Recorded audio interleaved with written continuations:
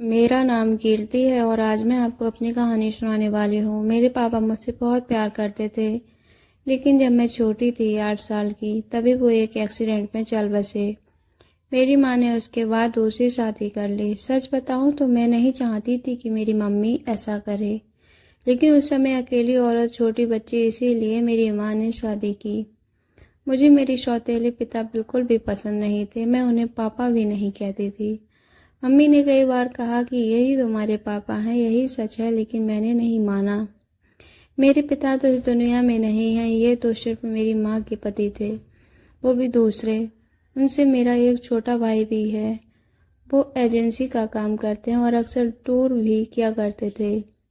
मेरे सौतेले पिता जब भी मुझसे बात करते या पास आते, मैं उनसे बात भी नहीं करती। आखिर ऐसा चलता रहा और मम्मी ने ये सब देखते हुए मुझे मौसी के यहाँ भेज दिया था पढ़ने। मेरा ज़्यादातर समय वहीं निकलता था। पढ़ाई के बाद मुझे एक लड़के राहुल से प्यार हो गया था। राहुल नया नया ही हमारे शहर में आया था और मौसी के घर के पास ही रहने भी आया था। करीब 6 महीने में ही मैं राहुल को प्यार करने लगी थी। मैंने सोच लिया था कि शादी उसी से करूंगी। वो उम्र में काफ़ी मुझसे 5 साल बड़ा था, लेकिन प्यार में ये सब कहाँ देखा जाता है। मैंने मेरी माँ को बता दिया कि मैं राहुल से शादी करना चाहती हूँ। मेरी माँ ने बोला ठीक है। राहुल को मिलने के लिए मेरे घर बुलाया।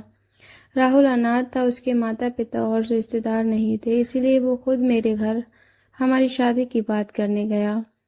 मुझे बस मेरी माँ की ही हाँ चाहिए थी। पिता से मुझे कोई मतलब नहीं था, लेकिन वो भी वहीं थे। जब राहुल आया था, माँ को लड़का पसंद आ गया। मैं खुश थी। राहुल चला गया और मम्मी भी कुछ काम से बाहर गई। जब मैं घर में अकेली थी, तब मेरे सौतेले पिता मेरे पास आए। बोले तुम उस लड़के से शादी नहीं करोगी। मैंने कहा आपसे किसने पूछा, चले जाइए यहाँ से। मैं वहाँ से जाने लगी, तब वो उन्होंने मेरा हाथ पकड़ा और फिर कहा तुम शादी नहीं कर सकती। इस बार उनकी आंखों में थोड़ा गुस्सा था। मैंने कहा मेरा हाथ छोड़िए और मुझसे दूर रहिए। मैं अपने कमरे में गई और दरवाज़ा बंद कर लिया। जब माँ आई तब मैंने कहा कि तुम्हारे पति मेरे साथ बदतमीजी कर रहा था। माँ ने कहा चुप रहो, कुछ भी उनके बारे में मत बोलो, वो हमेशा तुम्हारा भला ही सोचते हैं। मेरी माँ की आंखों पर तो जैसे पट्टी बंधी थी। माँ ने फिर रात में मुझसे बोला कि ये लड़का राहुल सही है, तू अच्छे से जान पहचान निकलवा ली है। मुझे समझ आ गया था कि उन्होंने इनके कान भर दिए। मैंने कहा कि खोट राहुल में नहीं है, तुम्हारे पति में है। वो मेरी शादी नहीं होने देना चाहते। पता नहीं उनके दिल में क्या है, लेकिन मैं राहुल से ही शादी करूंगी। मेरा फैसला मेरी माँ अच्छे से जान चुकी थी, इसीलिए हमारी शादी तय हो गई। शादी की तैयारियां होने लगी। मैं खुश थी। इस दौरान मैंने उनकी आंखों में अजीब सी बेचैनी देखी। मुझे साफ दिखाई दे रहा था कि वो नहीं चाहते कि मेरी शादी हो।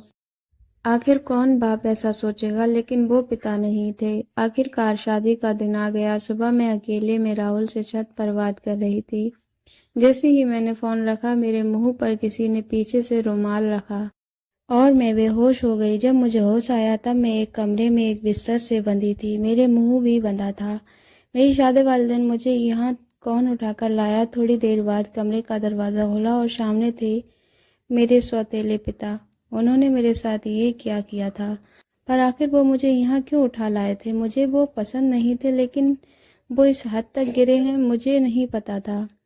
ऐसा तो मैंने उनके बारे में नहीं सोचा था। मैं यही सब सोच रही थी, तब वो रो बोले मैं तुम्हारी शादी उस लड़के से नहीं होने दूंगा। वो खाना लेकर आए थे, उन्होंने मेरा मुंह खोला। मैंने कहा कि क्या चाहते हो तुम, मेरी शादी से इतना परेशान क्यों हो, मुझे यहाँ बांध कर क्यों रखा है, यही है तुम्हारा असली चेहरा। मेरी आवाज़ तेज होती देख उन्होंने मेरा मुंह वापस बांध दिया। आज रात मेरी शादी थी और रात को मैं यहाँ इस कमरे में बंद हूँ। मेरी आंखों से लगातार आंसू निकले जा रहे थे। मैं सोच रही थी कि सारी गलती माँ की है, जिसे इस आदमी से शादी कर ली। रात को फिर वो कमरे में आए। इस बार कमरे में आते ही कहा कि आज तुम्हारी शादी थी, लेकिन मैं नहीं चाहता था कि तुम उस लड़के से शादी करो। वो लड़का झूठा है, फ्रॉड है, तुम्हें धोखा दे रहा है।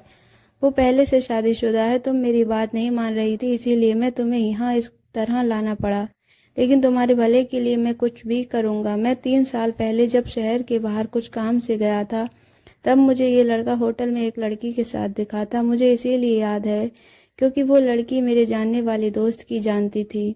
उस समय उससे बात की थी तब वो भी चुप था और मुंह छुपा रहा था। जब तुम उसे घर लाई तब मुझे लगा ये वही है, इसलिए मैं तुम्हें मना कर रहा था। मैं जानता हूँ तुम मुझे अपना बाप नहीं मानती, लेकिन मैं तुम्हें हमेशा अपनी बेटी माना है और मैं वही करूँगा जिसमें तुम्हारी भलाई हो, फिर चाहे तुम मुझे कुछ भी समझो।